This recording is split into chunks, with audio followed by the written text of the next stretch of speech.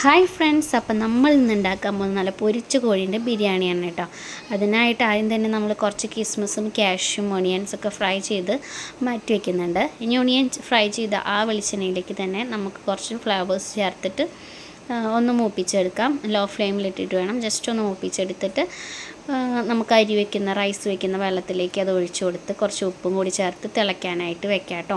അപ്പോൾ അരി തിളയ്ക്കുന്ന നേരം കൊണ്ട് നമുക്ക് ചിക്കൻ ഫ്രൈ ചെയ്തെടുക്കാം. അപ്പോൾ കുറച്ച് ജിഞ്ചർ ഗാർലിക് പേസ്റ്റും ഉപ്പും മഞ്ഞൾപ്പൊടിയും മുളകും പൊടിയും മസാലപ്പൊടിയും കൂടി ചേർത്ത് ചിക്കൻ നല്ലപോലെ ഫ്രൈ ചെയ്തെടുത്തിട്ട് നമ്മൾ മാറ്റി വെച്ചു. ഇനി ആ ഓയിലിലേക്ക് തന്നെ നമുക്ക് കുറച്ച് സവാള, ഞാനിത് ഒരു സവാളയാണ് അരിഞ്ഞിട്ടിട്ടുള്ളത്, അത്രയൊക്കെ മതി ഒരു ബിരിയാണിക്ക് കേട്ടോ. ഒരു 3/4 കിലോ ബിരിയാണി റൈസാണ് നമ്മൾ വെക്കുന്നത്. അപ്പോൾ അതിനുള്ള ചിക്കനും ഫ്രൈ ചെയ്ത ഐറ്റംസൊക്കെ നമ്മൾ മാറ്റി വെച്ചിട്ടുണ്ട്. ഇനി നമ്മൾ സവാള വഴറ്റി വരുമ്പോൾ അതിലേക്ക് ജിഞ്ചർ ഗാർലിക് പേസ്റ്റും ഒരു തക്കാളിയും കൂടി ചേർത്ത് കൊടുക്കുക. നല്ലപോലെ മിക്സ് ചെയ്തെടുത്തതിന് ശേഷം కొంచెం മുളക് പൊടി, కొంచెం മല്ലിപ്പൊടി, కొంచెం ഗരം മസാലയും കൂടി ചേർത്ത് നല്ലപോലെ മിക്സ് ചെയ്തെടുക്കുക. പച്ചമണം പാകുന്നത് വരെ നമ്മളിതൊന്ന് ഇളക്കിയെടുക്കുക. కొంచెం ഉപ്പ് ചേർക്കൊണ്ട് നമ്മൾ ഓൾറെഡി ഉപ്പ് ചേർത്തിട്ടുണ്ട് ചിക്കനിൽ, അപ്പോൾ അത് നോക്കിയിട്ട് വേണം ചേർത്ത് കൊടുക്കാൻ. ഒരു പകുതി ലെമൺ പിഴിഞ്ഞ് കൊടുത്തിട്ടുണ്ട്.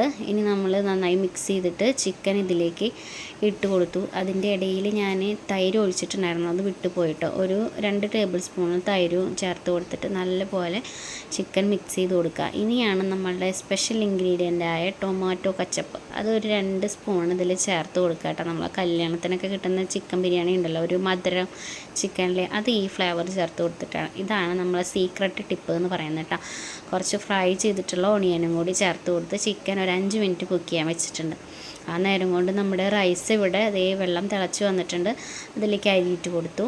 നമ്മൾ ചിക്കൻ ഇവിടെ റെഡിയാണ്, മല്ലിയില വിതറിയിട്ട് എടുത്തിട്ടുണ്ട്. ഇനി റൈസ് ഊറ്റിയിട്ട് നമുക്ക് ആ ചിക്കനിലേക്ക് മുകളിലേക്ക് ഇട്ട് കൊടുക്കാം കേട്ടോ. അപ്പോൾ ആദ്യം ചിക്കൻ വെച്ചു, അതിലേക്ക് ഒരു ലെയർ റൈസ് ഇട്ട് കൊടുത്തു. അതിൻ്റെ മേലെ നമ്മളെ പാലിൽ കുറച്ച് മഞ്ഞൾപ്പൊടിയും കുറച്ച് നെയ്യും അതുപോലെ ഗരം മസാലപ്പൊടിയും കൂടി ചേർത്തിട്ട് നമ്മളിതിൻ്റെ മേലേക്ക് ഒഴിച്ചു കൊടുക്കുന്നുണ്ട്. അപ്പോൾ ഒരു കളറും കിട്ടും, നമുക്ക് ആ ഒരു സ്മെല്ലും ഒക്കെ കിട്ടാൻ വേണ്ടിയിട്ടാണ് ഇങ്ങനെ ഒഴിച്ചു കൊടുക്കുന്നത് കേട്ടോ. അപ്പോൾ ഒന്ന് ട്രൈ ചെയ്ത് നോക്കുക, അതൊരു മെയിനായിട്ടുള്ള ഒരു ടിപ്പാണ് കേട്ടോ. അപ്പോൾ നമ്മൾ ബിരിയാണി നല്ല ടേസ്റ്റായിട്ട് കിട്ടും, നല്ല സ്മെല്ലുള്ള ബിരിയാണി, നമ്മൾ കല്യാണത്തിനൊക്കെ വാങ്ങുന്ന ബിരിയാണിൻ്റെ ടേസ്റ്റ് കിട്ടും. അപ്പോൾ ഒരു ലെയർ ചെയ്തു, 2 ലെയർ അതുപോലെ ചെയ്ത് കഴിഞ്ഞാൽ നല്ല ബിരിയാണി ഇവിടെ റെഡിയാണ് കേട്ടോ. ഒരു 10 മിനിറ്റെങ്കിലും നമ്മളൊന്ന് ദം ചെയ്തെടുക്കണം കേട്ടോ. നമുക്ക് അപ്പൂനെ കൊണ്ട് ടേസ്റ്റ് നോക്കിച്ചാലോ. അപ്പോൾ ഇത് കഴിച്ചിട്ട് എങ്ങനെയുണ്ടെന്ന് ആൻറ്റിയോട് പറയട്ടോ. അപ്പോൾ അവൻ കഴിക്കാനായിട്ട് എക്സൈറ്റഡ് ആണ്. നമ്മൾ കഴിച്ച് നോക്കിയിട്ട് അപ്പൂൻ്റെ അഭിപ്രായം പറയും, നമുക്ക് കേൾക്കാം കേട്ടോ. എങ്ങനെയുണ്ട്?